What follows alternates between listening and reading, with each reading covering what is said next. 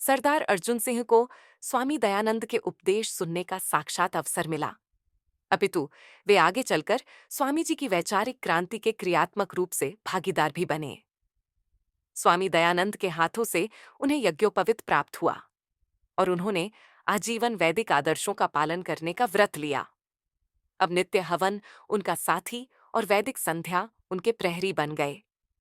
समाज में फैले अंधविश्वास जैसे मृतक श्राद्ध, पाखंड आदि के खिलाफ उन्होंने न केवल प्रचार किया, अपितु अनेक शास्त्रार्थ भी किए।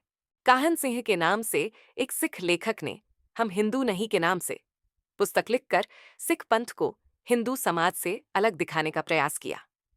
तो सरदार अर्जुन सिंह ने हमारे गुरु वेदों के पैरों अनुयायी थे शीर्षक से उत्तर लिखा था। इस पुस्तक में उन्होंने गुरु ग्रंथ साहिब में दिए गए श्लोकों को प्रस्तुत किया, जो वेदों की शिक्षाओं से मेल खाते थे, और इससे यह सिद्ध किया कि गुरु ग्रंथ साहिब की शिक्षाएं वेदों पर आधारित हैं। एक बार सरदार अर्जुन सिंह एक विवाह उत्सव में शामिल हुए, जहां एक सिख पुरोहित स्वामी दयानंद रचित सत्यार्थ प्रकाश की आलोचना कर रहा था। सरदार अर्जुन जी ने उसे चुनौती दी कि वह जिस कथन के आधार पर आलोचना कर रहा है, वह कथन ही सत्यार्थ प्रकाश में कहाँ है, दिखा दे। इस पर उस पुरोहित ने कहा कि यदि सत्यार्थ प्रकाश लेकर आओ तो मैं प्रमाण दिखा दूंगा। इस बात पर आते ही अर्जुन सिंह जी ने उस पूरे गांव में सत्यार्थ प्रकाश ग्रंथ को ढूंढा, लेकिन नहीं मिला। तो सरदार अर्जुन जी तत्काल अपने गांव वापस गए और अगले दिन सत्यार्थ प्रकाश लेकर उस गांव वापस आ गए। वह आलोचक पुरोहित उन्हें सत्यार्थ प्रकाश में कोई भी गलत प्रमाण न दिखा सका और माफी मांगकर उसने इनसे पिंड छुड़ाया। ध्यान दीजिए, अर्जुन सिंह जी का गांव उस गांव से करीब 60 मील की दूरी पर था। सत्य मार्ग पर चलते हुए जो कष्ट होता है, उसे ही असली तप कहते हैं। भगत सिंह जी के पिताजी का नाम सरदार किशन सिंह था और माँ का नाम विद्यावती था। दोनों के परिवार सिख थे, लेकिन उनका विवाह आर्य समाज के वैदिक विवाह संस्कार की तरह संपन्न हुआ था, अर्थात फेरे गुरु ग्रंथ साहिब के स्थान पर यज्ञ के समक्ष लिए गए थे। उस समय लोगों ने कहा कि देखो कैसा दामाद आया है, जो स्वयं ही मंत्र पढ़ रहा है।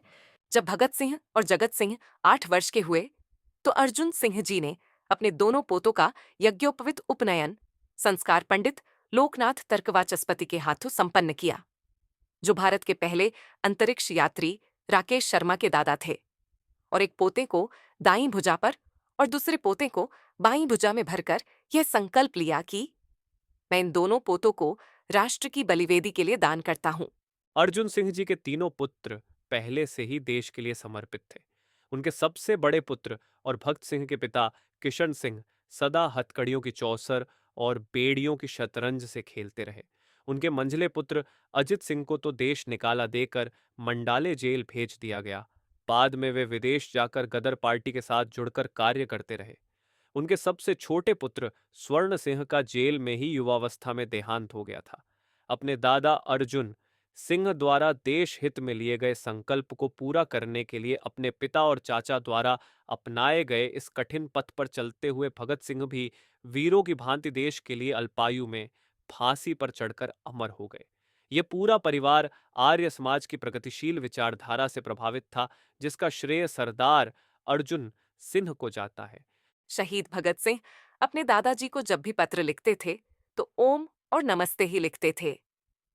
आर्य विद्वान जयचंद्र विद्यालंकार, उदयवीर शास्त्री तथा भाई परमानंद जी के शिष्य थे।